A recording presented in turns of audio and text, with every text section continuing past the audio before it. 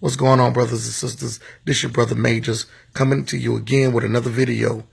And today we're going to talk about some information. I'm going to show you some information from a scholar by the name of Michael Hoffman. And this particular information is something that is very rarely at all if talked about. We always talk about the slave trade, but nobody never really talks about or gets behind who was involved in the slave trade. Okay, many don't even talk about the sub-Saharan slave trade that consisted of the Arabs' involvement. But people always talk about the European slave trade, but they never really get into detail about who was actually behind the slave trade of the so-called African American. And it was the Jewish man who was involved in the funding and the ships and everything, because they knew there was a cover-up that needed to take place. Check it out.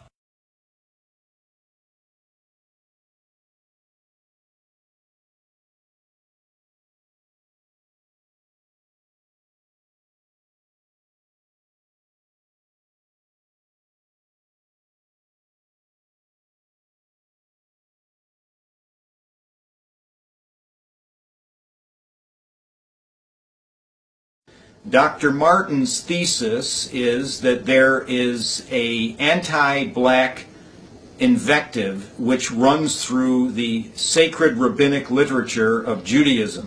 That is not to say that it runs through the literature of the Bible. That is not to say that it runs through the literature of the Bible. That is not to say that it runs through the literature of the Bible. That is not to say that it runs through the literature of the Bible. Why is that? Because as a scholar and a historian, what Michael Hoffman is telling you is all throughout the Bible is dealing with the dark races. All throughout the Bible. He knows as a scholar that he's about to separate and distinguish between the rabbinical teachings of the rabbis of the Jewish community, as well as the Hebrews and the prophets of the Hebraic community. He's about to distinguish the difference and lay the foundation between the two. So his intro is giving you and setting up what he's about to prove to you as a scholar who is not swayed by any religious beliefs or denominations. He's a scholar that is going to school to teach truth.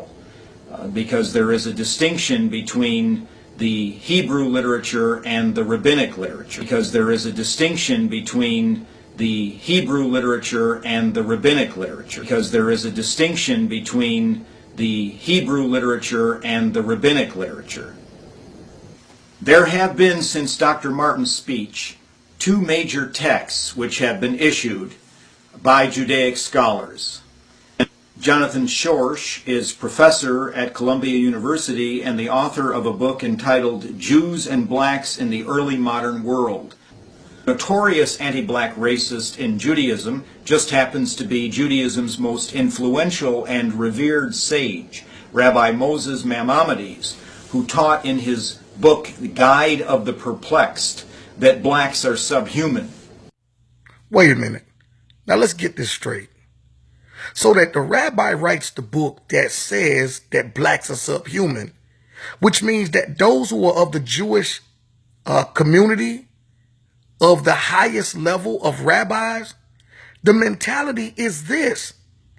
They understood when they were involved with the slave trade with Tyre and Zidon, which are ancient Hamitic people. Both of them had the mentality that the people that they were selling were subhuman. This right here totally erases the whole mindset that Africans or black people were selling their own people. And that's not true. If this person is your relative, you don't look at them as being subhuman. Now, Schorsch has written 546 pages on the relationship of Jews and blacks. One would think that he would be able to explicate Maimonides' teaching about black people at length, since it forms the heart of Judaism's attitude towards blacks. However, since Maimonides is indefensible, Schorsch dares not. Hence, like any propagandist, the Columbia University professor buries the inconvenient Maimonides in his footnotes, where we find the offending statement quoted in small type with no comment or exegesis of any kind, as if it were the doctrine of some long ago forgotten village rebbe instead of the major halakhic authority in Judaism. Neither can Professor Schorsch bring himself to quote the Talmudic and Midrashic accounts of the curse on Ham, which form the canonical Judaic understanding about black people. So according to Michael Hoffman, as well as Judaic literature, it's the notion or the mentality, not within the scriptures, but within the Judaic teachings, that Ham is cursed. But within the biblical scripture, in the biblical literature of the Hebrews who wrote, it was Canaan, according to Genesis 9:25.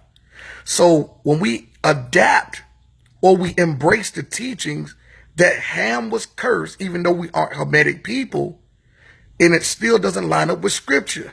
So anybody who's teaching and following that notion or understanding, it's from the rabbinical teachings and not the Bible. Let's continue.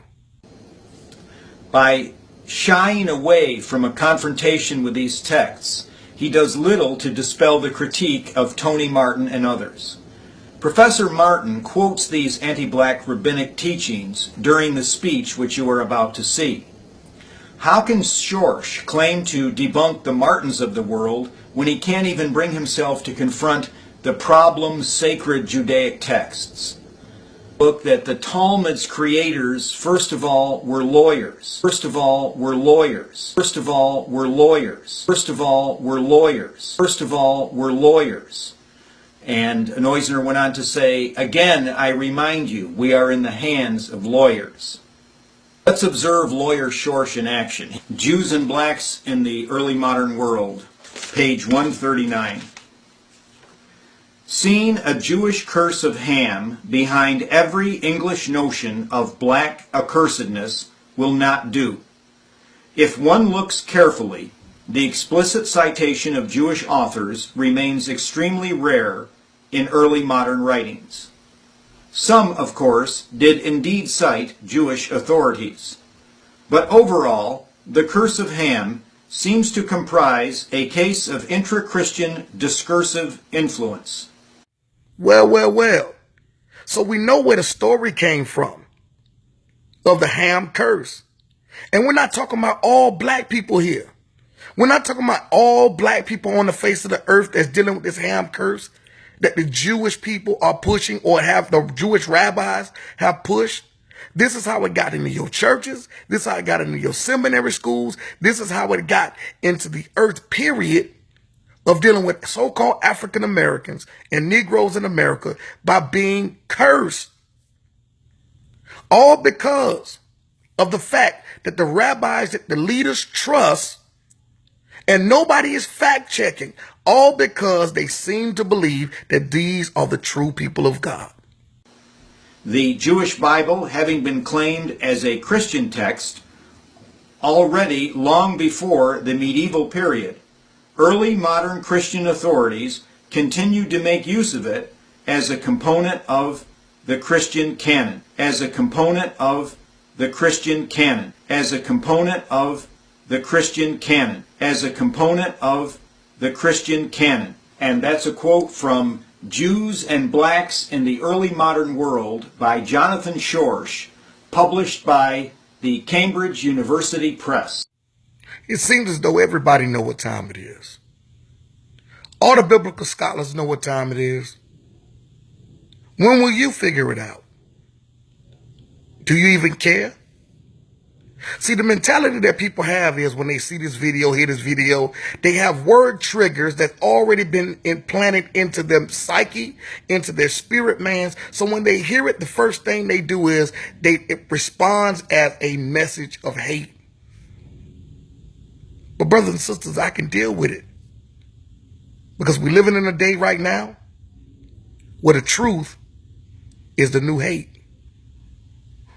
And it's been injected into your mentality so you can continue to perpetuate the lie.